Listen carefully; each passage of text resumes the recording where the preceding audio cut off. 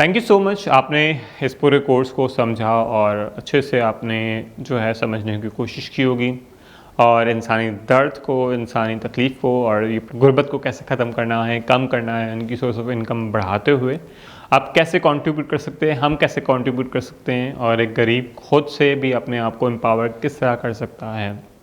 बहुत सारी चीज़ें आपके ख़यालात से शुरू होती है। आप अपने ख़यालात और हैबिट्स को बढ़ाएँ, लोगों तक अपने जो चीज़ें हैं उसको, बिज़नेस आइडियाज़ को, चीज़ों को अपलिफ्ट करें और नंबर ऑफ़ थिंग्स अपने कंट्रीब्यूशन के लिहाज से हम अपनी कैपेसिटी में वो सारी चीज़ें बढ़ाएँ तो हम बिल्कुल उस चीज़ को कंट्रोल कर सकते हैं, ख़त्म कर सकते हैं।